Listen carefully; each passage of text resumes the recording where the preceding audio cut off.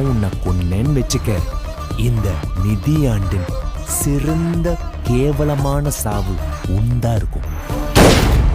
போற்றுதலுக்குரிய பதவியில் இருக்கின்ற பிரதமர் நரேந்திர மோடி அவர்கள் ஒரு விஷப்பாம்பை விட மோசமாக விஷங்கக்கிற அளவுக்கு தேசத்தில் பிரிவை ஏற்படுத்தி இரத்த ஆறுவோட வச்சு மத கலவரத்தை உண்டு பண்ணி எப்படி மணிப்பூரில் உண்டு பண்ணாரோ, குஜராத்தில் பண்ணாரோ, அப்படி ஒரு கேவலமான முறையில் மன்மோகன் சிங்கோட கால் தூசிக்கு கூட இவர் ஈடாக மாட்டார்.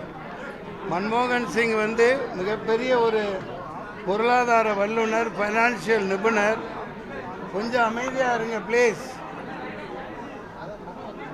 அவர் பேசினது ஒட்டுமொத்தமாக இந்த மாதிரி தாழ்த்தப்பட்டவர்கள், ஓபிசி, பெண்கள், இஸ்லாமியர்களில் ரொம்ப ரொம்ப பின்தங்கிய வகுப்பில் இருக்கவங்க, வேலைவாய்ப்பு இல்லாமல் இருக்காங்க, அவங்களுக்கெல்லாம் அந்த மாதிரி பிரித்து கொடுக்கப்படும்ன மாதிரி ஒரு பொதுவான கருத்தை கருணை அடிப்படையில் பேசினதை, 2006 பேசினதை திருச்சி ராஜஸ்தானில் உள்ள சாதாரண, அதாவது எளிமையான மக்கள், அவங்க என்ன சொன்னாலும் நம்புவாங்க, ஏழைகள், அங்கெல்லாம் படிப்பறிவு இல்லாமல் தான் பெரியார், அண்ணா, நம்ம அயோத்திதாச பண்டிதர் இப்படியெல்லாம் இங்கே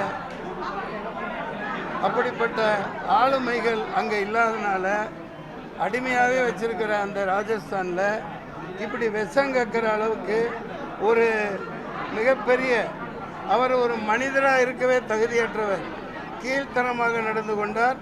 தேர்தல் ஆணையம் ஆண்மை உள்ளதாக இருந்தால், பொறுப்பு உள்ளதாக இருந்தால், வெக்கம், மான, சூடு, சொரணை இருந்தால், பதவியில் அவங்களுக்கு ஒரு ஒட்டு உணர்வுன்னு இருந்தால் உடனடியாக இந்த பாரத பிரதமர் நரேந்திர மோடியை பிரிவு செக்ஷன் 123(3)A இந்திய தண்டனை சட்டம் 153A, 154B, 298, 504 மற்றும் இந்திய தண்டனை சட்டம் 505 படி அவரை கைது செய்து TR ஜெயிலில் உடனடியாக அடைக்கணும்.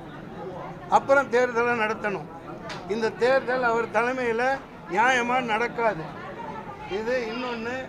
இப்போ கொரோனா எப்படி கொண்டு வந்தாங்க, அதுக்கப்புறம் பூஸ்டர் ஊசி, ஹார்லிக்ஸ் ஊசி, பூஸ்டர் ஊசின்னு ஒன்றா கொண்டாந்தாங்கல்ல, அந்த மாதிரி முதல்ல என்ன வந்துச்சு, முதல்ல EVM மிஷினு, அப்புறம் விவி பேடு, அதுக்கப்புறம் இன்னொன்று என்ன கண்ட்ரோலிங் யூனிட்டு, அதை ஒரு 10 மீட்டர் வயரை வச்சுக்கிட்டு இந்த எலி பிடிக்கிற மாதிரி ஒரு அதிகாரி உட்காந்துருப்பார்.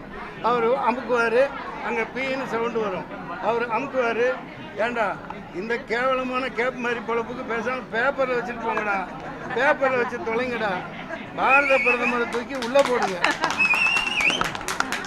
மூன்றாவது சமாச்சாரம், நான் போன வருஷம் நவம்பர்லேயே கடிதம் கொடுத்துருந்தேன் காங்கிரஸ் பேராய கட்சியில் இணையறதுக்காக, தாய் கழகத்தில் இணையறதுக்காக. ஏண்டா முன்னாடியே சோனியாஜி 25th சமிட்டில் டெல்லிக்கு போய் ரொம்ப 5 வருஷம் முன்னாடி காங்கிரஸில் இருந்தேன்.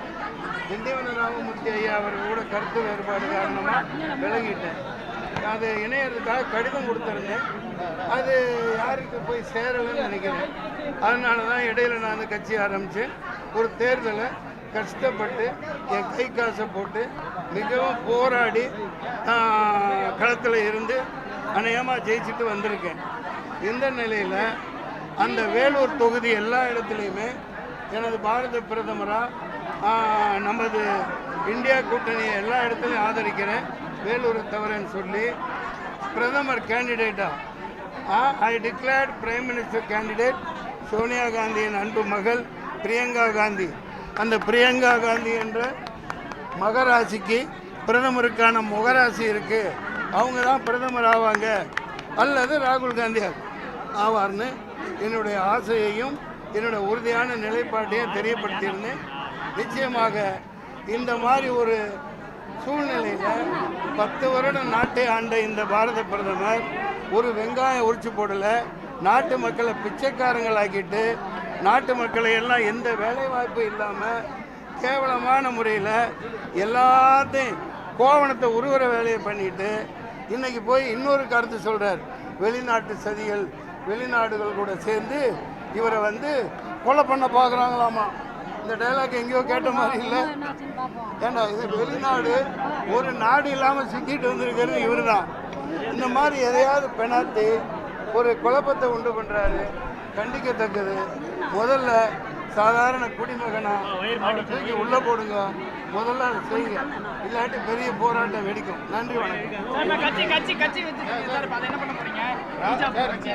சொல்லியாச்சு.